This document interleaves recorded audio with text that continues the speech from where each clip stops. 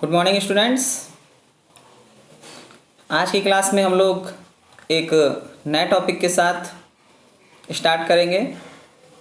अभी तक हम लोगों ने इवैल्यूएशन की जो टेक्निक्स थी, जो कि हम लोगों ने उस पर डिस्कशन किया था, उसके चार्ट के थ्रू हम लोगों ने पर्टिकुलर जो हमारी टेक्निक्स थी, जो न्यूमेरिकल टेक्निक्स थी, जो क्वालिटेटिव, ओके, तो ये जो टेक्निक्स थी हमारी, उस पर हम लोगों ने डिस्कस किया, उसको समझा, उसको पढ़ा था।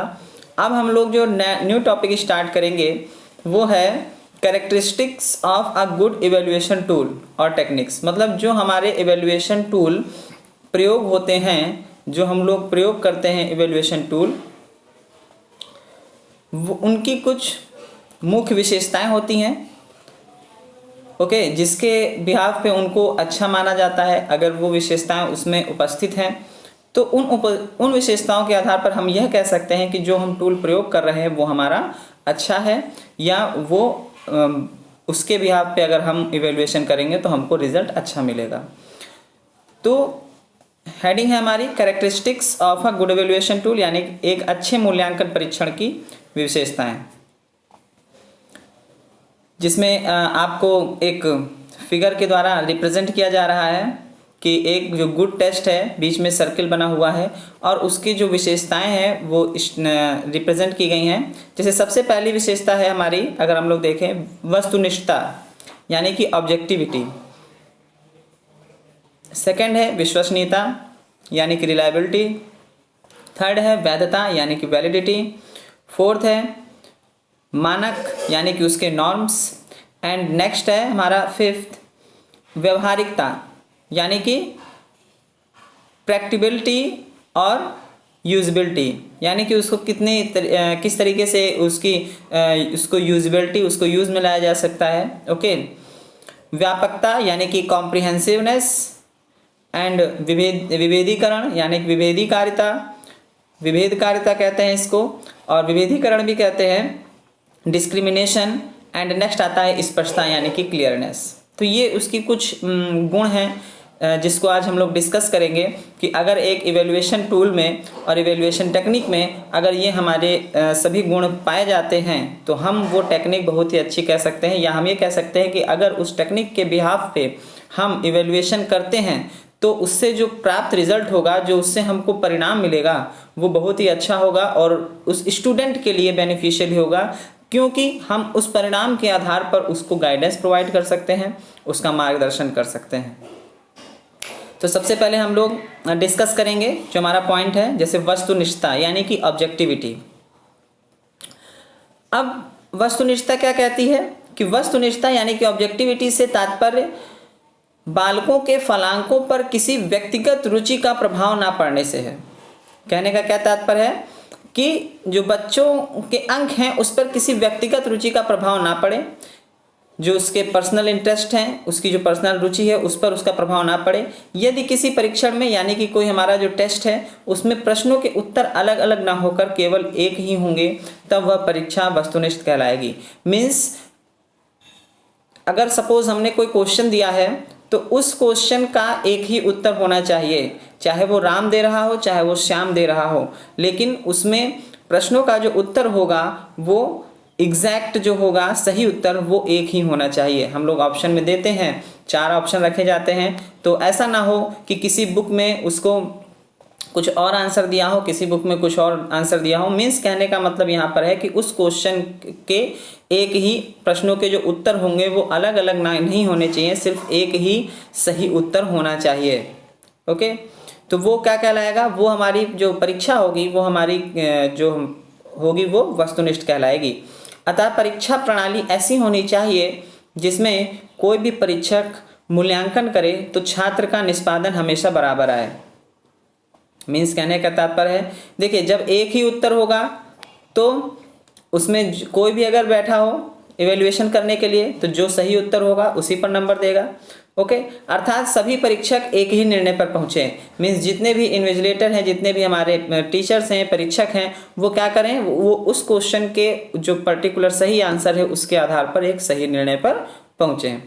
दूसरे शब्दों में अगर बालक के निष्पादन की बात की जा रही है कि बालक के निष्पादन पर परीक्षक की व्यक्तिगत भावनाओं, विचारों, ईर्ष्या, द्वेष आदि का प्रभाव ना पड़े। मीन्स कहने का तात्पर्य है कि अगर कोई टीचर किसी स्टूडेंट से ज़्यादा क्लोज है तो उससे कुछ ज़्यादा नंबर दे सकता है। ओके, मीन्स इन सब चीज़ों का उस पर इफेक्ट नहीं पड़ना चाहिए। कोई बहुत ही पर्सनल कोई रिलेटिव वहाँ पर पढ़ा रहा है किसी स्टूडेंट का, या जिसका भी हम लोग इवेल्युएशन कर रहे हैं किसी के माध्यम से, उसका जानने वाला है तो चलो उसको 1 नंबर ज़्यादा दे दें या ऐसा। तो इन सब चीज़ों में सब जो हमारे फैक्टर हैं, ईर्ष्या यानी कि जो हमें किसी से जेलस फील नहीं करना चाहिए। ठीक है, हमें किसी ऐसा नहीं है कि वो हमसे क्लोज नहीं है स्टूडेंट तो हम उसको कम नंबर दे दें, बहुत ही उसको फेल कर दें, तो ऐसा भी नहीं होना चाहिए। उसकी जो व्यक्तिगत भावनाओं में ईर्ष्या, द्वेष और क्लोजनेस आ गई कि निकटता, ओके, तो इन सब चीज़ों को महत्व नहीं देना चाहिए, इन सबको स्थान नहीं दिया जाना चाहिए। प्रश्नों की भाषा ऐसी होनी चाहिए, यानी कि जो हमारे क्वेश्चंस हैं उनकी लैंग्वेज ऐसी होनी चाहिए कि उसके अनेक अर्थ ना निकलें। सरल भाषा में क्वेश्चन को राइट किया जाना चाहिए, सरल भाषा में क्वेश्चन को बनाया जाना चाहिए, जिससे उसको डबल मीनिंग क्वेश्चन नहीं हो जिससे स्टूडेंट जब उसको पढ़े तो उसको भिन्न भिन्न प्रकार लगें, मतलब उसको क्लियरिफाई ना हो कि उसमें उसको आंसर को राइट क्या करना है। ओके, तो इस प्रश्न के अनेक अर्थ उसकी वस्तुनिष्ठता को कम कर देते हैं। कह रहे हैं कि जो हमारा प्रश्न है अगर उसके बहुत सारे अर्थ निकल रहे हैं या अनेक अर्थ निकल रहे हैं, कोई ऐसा क्वेश्चन है उसकी लैंग्वेज को ऐसे बना दिया गया कि उसके कुछ अनेक अर्थ निकल रहे हैं, तो वहाँ पर जो उसकी वस्तुनिष्ठता होगी यानी कि उसकी ऑब्जेक्टिविटी होगी वो कम हो जाएगी। ओके, तो परीक्षण के संबंध में एक सेंटेंस कहा गया है, it should yield the same और nearly same score irrespective of the person who score it. Okay, तो ये इम्पॉर्टेंट है। वस्तुनिष्ठता हम लोगों ने समझा, वस्तुनिष्ठता क्या होती है। उसमें वस्तुनिष्ठता में एक प्रश्न के जो अलग अलग उत्तर ना होकर केवल एक ही उत्तर होना चाहिए। ठीक है, और उसकी जो व्यक्तिगत भावनाएं हैं परीक्षक की, उसकी व्यक्तिगत भावनाएं उस पर प्रभावी नहीं होनी चाहिए। भाषा सरल होनी चाहिए, डबल मीनिंग का क्वेश्चन नहीं होना चाहिए कि उसकी मीनिंग उसको ऐसे डिकोड कर दिया गया कि उसकी मीनिंग कोई नहीं समझ पा रहा है, तो वहाँ पर ये चीज़ इम्पॉर्टेंट है। इन द लास्ट यही कारण है आज प्रेजेंट टाइम में कि निबंधात्मक परीक्षाओं की अपेक्षा नवीन प्रकार की परीक्षाएं अधिक वस्तुनिष्ठ होती हैं, क्योंकि निबंधात्मक परीक्षाओं में ज़्यादा से ज़्यादा ऐसा होता है कि जो स्टूडेंट होता है, पर्सन होता है, उसको ज़्यादा से ज़्यादा आंसर लिखना होता है, वो अपने भावों को पूर्ण रूप से व्यक्त नहीं कर पाता है, जो पर्टिकुलर मीनिंग होती है उसको नहीं व्यक्त कर पाता है। ठीक है, तो यहाँ पर जो प्रेजेंट टाइम में हमारी परीक्षाएं की जा रही हैं वो निबंधात्मक परीक्षाओं पर जोर न देकर आज वस्तुनिष्ठता को, वस्तुनिष्ठ परीक्षाओं को ज़्यादा महत्व दिया जा रहा है। ओके, नाउ नेक्स्ट आता है हमारा जो विशेषता है वो आती है विश्वसनीयता। विश्वसनीयता यानी कि रिलायबिलिटी। विश्वसनीयता से क्या तात्पर्य है? विश्वसनीयता से तात्पर्य व्यवहार में शुद्धि एवं संगति से है। Means accuracy and consistency. तो इसमें जो बात की जा रही है शुद्धता और संगति, एक्यूरेसी एंड कंसिस्टेंसी, इंपॉर्टेंट है ये दो वर्ड। विश्वसनीयता इन्हीं पर डिपेंड करती है कि एक अगर कोई हमारा परीक्षण है, सपोज एक परीक्षण है जिसमें सबसे महत्वपूर्ण उसकी विशेषता उसकी विश्वसनीयता होती है, अगर वो उसकी विश्वसनीयता नहीं है उस परीक्षण की तो वो हमारा परीक्षण सही नहीं कहा जाएगा।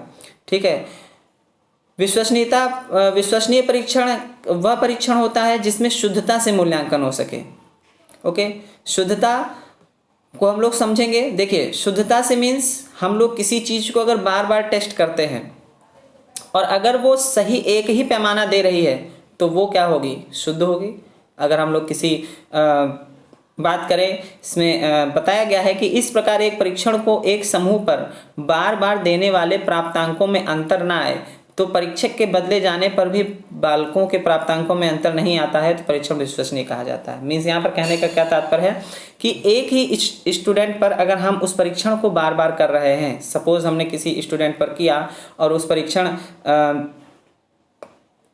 किसी समूह पर हमने किया बार बार, तो उसके प्राप्तांकों में क्या अंतर नहीं आना चाहिए। उसके प्राप्तांकों में अगर अंतर आ जाता है तो वो विश्वसनीय नहीं कहलाएगा। और अगर प्राप्तांकों में अंतर नहीं आ रहा है और हमने किसी परीक्षक को बदल दिया, सिचुएशन दूसरी भी है, अगर हमने किसी परीक्षक को बदल दिया, उसके बदलने पर भी हमारे जो प्राप्तांक हैं यानी कि जो हमको नंबर्स मिल रहे हैं स्टूडेंट्स को, उसमें भी अंतर नहीं आना चाहिए। ये नहीं कि कोई परीक्षक आ गया, उसके जानने वाला था तो उसने उस पर कुछ ज़्यादा अलग तरीके से मार्किंग कर दी, ठीक है, तो वहाँ पर क्या होगा, वहाँ पर वो विश्वसनीय नहीं कहलाएगा। तो कहने का यही तात्पर्य है कि एक परीक्षण को एक समूह पर अगर बार बार किया जा रहा है तो उसमें उसके प्राप्तांकों में अंतर ना आना, और परीक्षक के बदले जाने पर भी बालकों के प्राप्तांकों में अंतर नहीं आता है, तो वो जो टेस्ट होता है, वो जो परीक्षण होता है, वो हमारा विश्वसनीय कहा जा सकता है।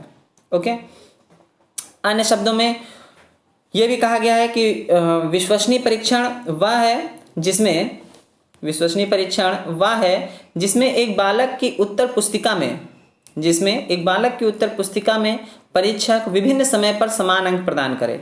विभिन्न समय पर समान अंक प्रदान करे मीन्स उसको जब बार बार उसकी उत्तर पुस्तिका, अगर सपोज हिंदी के टीचर ने उसको जांचा है और कोई दूसरा हिंदी का टीचर भी अगर उसको जांच रहा है तो उस पर उसको समान ही अंक मिलने चाहिए। अगर कोई दो टीचर उस उत्तर पुस्तिका को विभिन्न समय पर उसको जांच रहे हैं तो उसको उस पर समान अंक ही मिलने चाहिए, अर्थात उसके द्वारा प्रदान किए जो अंक होंगे उसमें समानता होगी, संगति होगी। ओके, संगति की हम लोगों ने बात की थी अभी। तो इस प्रकार विश्वसनीयता का संबंध मापन की यथार्थता तथा संगति दोनों से है। फ्रीमैन ने अपने शब्दों में कहा, फ्रीमैन के शब्दों में विश्वसनीयता का अभिप्राय उस विशेषता से है जिसमें एक परीक्षण आंतरिक रूप से समान है तथा परीक्षण तथा पुनर्परीक्षण करने पर समान अंक प्रदान करता है। अब उन्होंने ये यहाँ पर देखिए क्लियर किया इस चीज़ को, फ्रीमैन ने अपनी डेफिनेशन में पूर्ण रूप से क्लियर किया कि एक परीक्षण आंतरिक रूप से समान होता है जब उसका जो परीक्षण है और उसका पुनर्परीक्षण, मतलब एक टीचर ने उसको चेक कर दिया, पुनर्परीक्षण मीन्स किसी दूसरे टीचर ने भी उसको चेक किया, तो उस पर उसको समान अंक प्रदान होने चाहिए।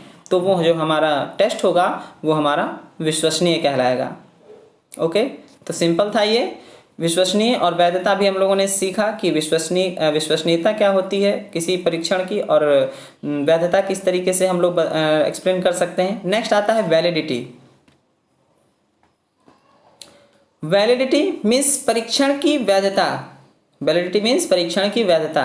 परीक्षण की वैधता से तात्पर्य यह है कि कोई परीक्षण कितनी शुद्धता तथा सार्थकता से, कहा जा रहा है यहाँ पर कि कितनी शुद्धता तथा सार्थकता से किसी बालक की योग्यताओं का आकलन करता है। अतः परीक्षण वही माना जाता है जो विषय वस्तु के अनुकूल हो तथा उसके द्वारा वही मापा जाए जिसके मापन हेतु उसको प्रयोग में लाया गया है। Okay, means it should measure what it seeks to measure. कहने का क्या मतलब है कि यदि किसी परीक्षण को पर्सनालिटी को मेजर करने के लिए अगर बनाया गया है, तो अगर वो किसी भी पर्सन की पर्सनालिटी को अच्छी तरीके से जज कर रहा है, मतलब जिसके मापन के लिए उसको बनाया गया है वो उस चीज का मापन सही से करे, यानी उसके अनुकूल हो, तो वो उसको क्या कहा जाएगा, उसके लिए उसको वैध कहा जाएगा, यानी कि वैलिड कहा जाएगा। ओके, मीन्स जैसे हम लोग एक चीज़ और मान लेते हैं, एक डेली लाइफ का एग्जांपल लेते हैं। हम लोग अगर कोई ट्रांजैक्शन करते हैं, हमारा OTP आता है, ठीक है, तो उस OTP को अगर हम उस ट्रांजैक्शन के लिए ही यूज़ करते हैं और उसको वो ओके कर देता है तो वो उसके लिए वैध था। अगर हम कहीं किन्हीं दो कार्डों से कर रहे हैं और दो ट्रांजैक्शन कर रहे हैं, एक का दूसरे में डाल दें OTP और दूसरे का दूसरे में डाल दें, तो अब वो उस ट्रांजैक्शन को रिजेक्ट कर देगा, क्योंकि वो उस OTP को उसके लिए बनाया ही नहीं गया है। जब वो उस OTP को उसके लिए बनाया नहीं गया है तो वो क्या होगा, वो उसके लिए वैलिड नहीं था, तो वो उसको रिजेक्ट कर देगा। इसी तरीके से यहाँ पर यह कहा जा रहा है कि अगर कोई परीक्षण, अगर किसी टेस्ट को बनाया गया है और जिस मानक के अनुरूप यानी जिस विषय वस्तु के लिए, जिस कंटेंट के लिए उसको बनाया गया है, सपोज उसकी इंटेलिजेंस, बुद्धि को नापने के लिए बनाया गया है, तो अगर वो उसकी बुद्धि को नाप रहा है तो वह उसके लिए वैध होगा। मीन्स जिस चीज़ के लिए वो बनाया गया है वह उस विषय वस्तु के अनुकूल हो, अर्थात उसके द्वारा वही चीज़ मापी जाए या उसके द्वारा वही चीज़ मेज़र की जाए जिसके लिए उसको प्रयोग में लाया गया है। ये नहीं कि हम उसको बनाए इंटेलिजेंस के लिए हैं और वो कर स्टडी हैबिट का रहा है, तो ये चीज़ वहाँ पर वो उसके लिए वैलिड, इंटेलिजेंस के लिए वैलिड नहीं होगा। ओके, तो ये थी उसकी वैधता की डेफिनेशन की।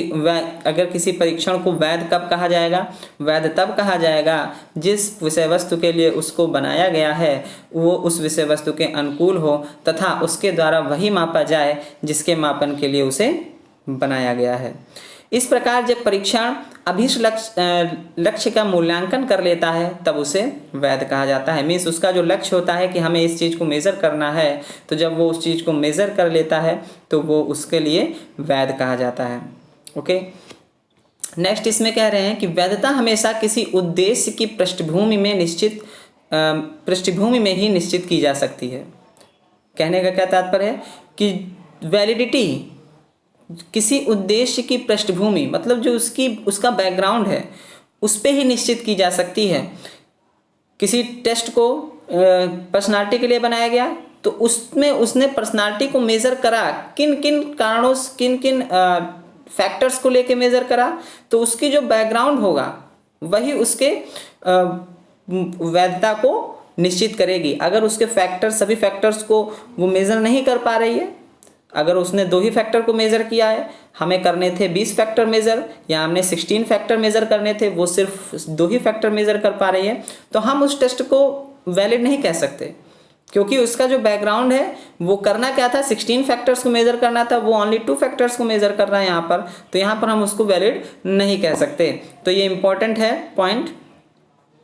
इस प्रकार परीक्षाओं का वैध होना आवश्यक है। कोई भी प्रविधि या कोई भी टेक्निक अथवा परीक्षण उस सीमा तक वैध है जिस सीमा तक उसे मापता है तथा जिसके लिए उसका निर्माण किया गया। वही चीज़ लिखी गई है कि वह उसी चीज़ों को मापता है जिसके लिए उसको निर्माण किया गया है। मीन्स कहने का क्या तात्पर्य है, जैसे एक और एग्जाम्पल हम लोग लेते हैं, अगर हमारा कोई पंप है या जो भी हम लोग का वाटर का जो पंप होता है, मोटर, अगर वो 1 हॉर्स पावर का है तो 1 हॉर्स पावर का उसको बनाया गया है, तो वो क्या करेगा, वो 1 हॉर्स पावर की शक्ति के साथ, पावर के साथ ही पानी को ऊंचाई तक फेंक सकेगा। अगर आप 2 हॉर्स पावर का लगाओगे तो वो और ऊपर फेंक सकेगा। मीन्स उसकी जितनी कैपेबिलिटी दी गई है, उसको जितना उसमें पावर रखी गई है, वो उतने ही वर्क कर पाएगा। अब जैसे इसमें हम लोग जो अपने साइकोलॉजी टेस्ट की अगर बात करते हैं तो उसमें हमारे जो पर्सनालिटी की हम लोग बात करते हैं तो उसमें एक 16 PF होता है, ओके, और एक हाई स्कूल पर्सनालिटी क्वेश्चनर होता है HSPQ। तो HSPQ कुछ अलग फैक्टर्स को मेज़र करता है और जो 16 PF होता है वो हमारे 16 फैक्टर्स को मेज़र करता है। तो जिस चीज़ को जिसके लिए बनाया गया है वो उसको क्या करे, उसको मापता है जिसका उसके लिए निर्माण किया गया है। मीन्स वैधता के लिए परीक्षण का विश्वसनीय होना आवश्यक है। ये इंपॉर्टेंट पॉइंट है, ये इंपॉर्टेंट लाइन है। वैधता के लिए क्या होना आवश्यक है? वैधता के लिए परीक्षण का विश्वसनीय होना आवश्यक है, परंतु विश्वसनीयता के लिए परीक्षण का वैध होना आवश्यक नहीं है। इंपॉर्टेंट है लाइन, हमेशा याद रखनी है कि अगर परीक्षण वैध है तो उसका विश्वसनीय भी होना आवश्यक है, लेकिन अगर परीक्षण विश्वसनीय है तो हम यह नहीं कह सकते कि वह परीक्षण वैध भी होगा। ठीक है, तो ये इंपॉर्टेंट लाइन थी।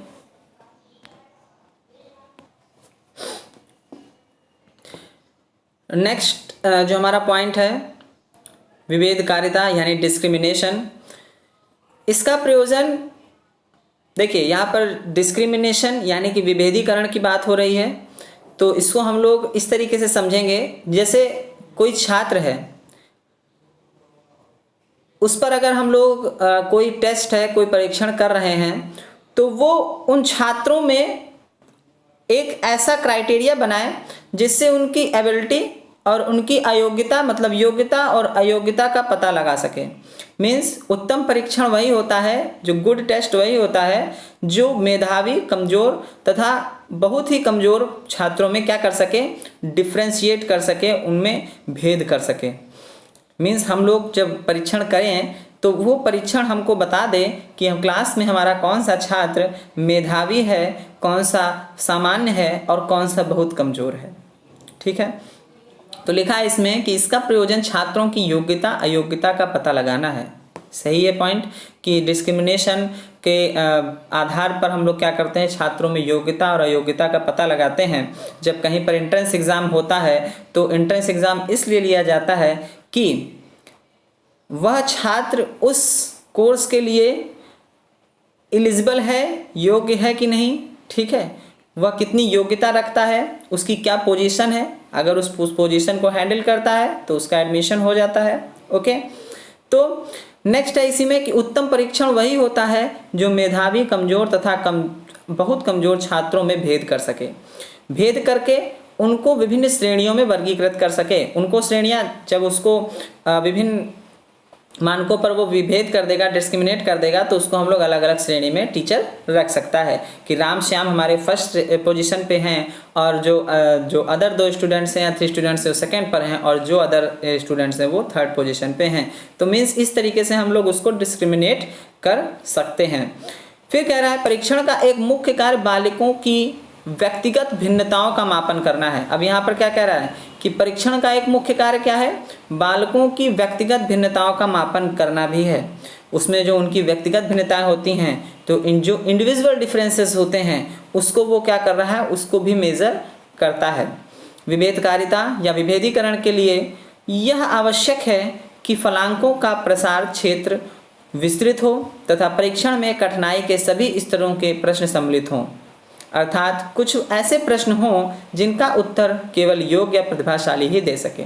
देखिए, कहने का क्या तात्पर्य है कि जो परीक्षण होना चाहिए, जो परीक्षण हम लोग करेंगे उसमें क्या हो, उसका जो एरिया हो वो विस्तृत हो, ब्रॉड हो, और परीक्षण में कठिनाई के सभी स्तरों को, मतलब उसमें इस तरीके के स्तरों को रखा जाए, मतलब इस तरीके के क्वेश्चनों को रखा जाना चाहिए कि कुछ क्वेश्चन सिर्फ बहुत ही प्रतिभाशाली वाले बालक ही कर पाएँ, कुछ हमारे सामान्य भी कर पाएँ और कुछ हमारे बहुत ही कमज़ोर भी कर पाएँ। मीन्स जो एक फॉर्मेशन होना चाहिए परीक्षण का वो कैसा होना चाहिए, वो उसमें सभी स्तरों को ध्यान में रख के क्वेश्चंस को इंक्लूड किया जाना चाहिए। यही लाइन कह रही है कि सभी स्तरों के प्रश्न सम्मिलित हों, अर्थात कुछ ऐसे प्रश्न भी हों जिनका उत्तर केवल योग्य या प्रतिभाशाली छात्र ही दे सकें, क्योंकि हमको वर्गीकृत हम उसी बेस पे कर पाएंगे। जो उस क्वेश्चंस का आंसर दे देगा समझ लो वो बहुत ही प्रतिभाशाली है, बहुत ही योग्य है, तो उसको हम लोग अलग तरीके से वर्गीकृत कर देंगे, उसको अलग तरीके से हम लोग डिस्क्रिमिनेट करके एक अलग श्रेणी में रखेंगे। और जो कुछ स्टूडेंट्स ऐसे होंगे जो सामान्य क्वेश्चनों का उत्तर देंगे तो उनको हम एक अलग श्रेणी में रखेंगे, और कुछ होंगे जो बहुत ही जो सरल क्वेश्चन होंगे उन्हीं का उत्तर दे पाएंगे तो हम उनको क्या करेंगे, एक अलग श्रेणी में रखेंगे। मतलब उन क्वेश्चंस के लेवल के अकॉर्डिंग ही हम लोग ये जज कर पाएंगे कि कौन सा स्टूडेंट किस तरीके से अपनी पोजीशन को रखता है।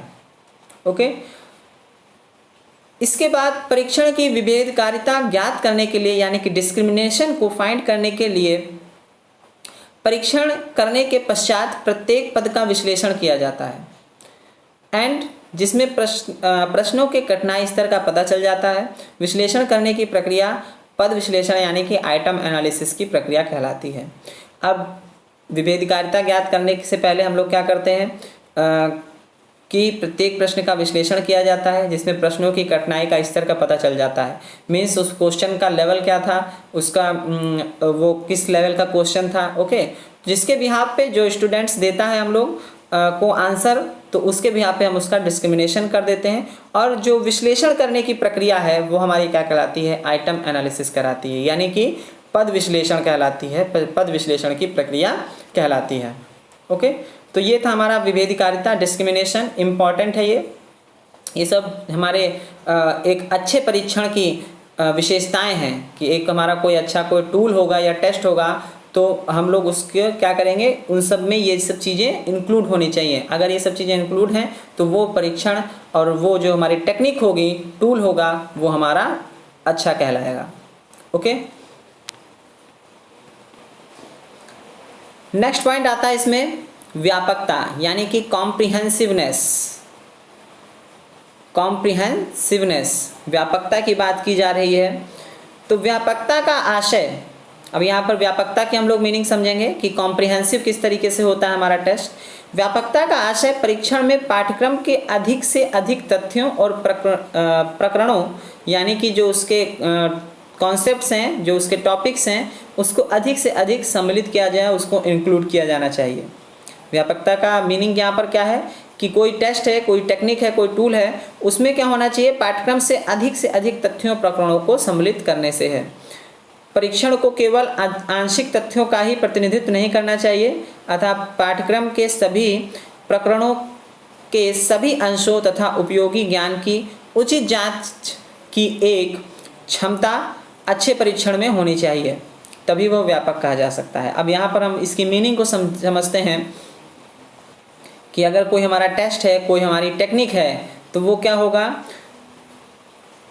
उसमें अधिक से अधिक तथ्यों को, जिस चीज़ को हम लोग मेज़र करना चाहते हैं उसके थ्रू, अगर हम लोग फिर वही एग्जांपल लेते हैं कि अगर हम लोग किसी की पर्सनालिटी को मेज़र करना चाहते हैं तो हम लोग क्या करें, उसकी पर्सनालिटी से रिलेटेड हम लोग उसमें अधिक से अधिक तथ्यों को और उसकी पर्सनालिटी से अधिक ऐसे क्वेश्चनों को कवर करें जो उसकी पर्सनालिटी को हम लोग जज कर सकें। मीन्स अधिक से अधिक क्वेश्चनों को इंक्लूड, ये नहीं कि हम लोगों ने 5 क्वेश्चन रख दिए, 10 क्वेश्चन रख दिए, उसके भी आप पे हम लोगों ने जज कर लिया, नहीं। अधिक से अधिक ऐसे टॉपिक्स जो उसके पर्सनालिटी के प्रत्येक एरिया को टच करते हों, ऐसे टॉपिक्स जो उसके प्रत्येक कॉन्सेप्ट्स को बता सकें कि उसकी पर्सनालिटी कैसी है, किस पैमाने पर है और उसमें कौन कौन से अच्छे गुण हैं, वो अपनी पर्सनालिटी को कैसे रखता है। तो ये सब हमारे उस ऐसे क्वेश्चन उसमें इंक्लूड किए जाने चाहिए जिससे ये सब हमको प्राप्त हो जाए, इसका परिणाम। तो यही लाइन कह रही है, परीक्षणों केवल आंशिक तथ्यों का ही प्रतिनिधित्व नहीं करना चाहिए, उसमें अधिक से अधिक तथ्यों को इंक्लूड किया जाना चाहिए और पाठ्यक्रम के सभी प्रकरणों के सभी अंशों और उपयोगी ज्ञान की उचित जांच क्षमता के एक अच्छे परीक्षण में होनी चाहिए। मीन्स यहाँ पर जो भी हमारा पाठ्यक्रम है उसके सभी प्रकरण, सभी टॉपिक्स और सभी चीज़ों को, अगर हम लोग सपोज़ एक जो क्वेश्चनर बनाते हैं, एक प्रश्नावली बनाते हैं हम लोग टेस्ट लेने के लिए, स्टूडेंट्स का इवैल्यूएशन करने के लिए, जब आप एनुअल एग्ज़ाम बनाते हैं तो एनुअल एग्ज़ाम के थ्रू हम लोग एक क्वेश्चन पेपर का फॉर्मेशन करते हैं जिसमें हमारा जो होल सिलेबस होता है उसका, उस क्लास का, पर्टिकुलर जिस क्लास का बन रहा होगा, तो उसमें सारे कोर्स को हम लोग, एनुअल में क्या होता है, हमारा पूरा कोर्स कंप्लीट किया जाता है। हर कोर्स, हर एरिया से क्वेश्चन को पुटअप किया जाता है कि स्टूडेंट ने ऑल ओवर जितना भी नॉलेज गेन किया है 1 ईयर में, उसके बिहाफ पे वो आंसर्स को देता है।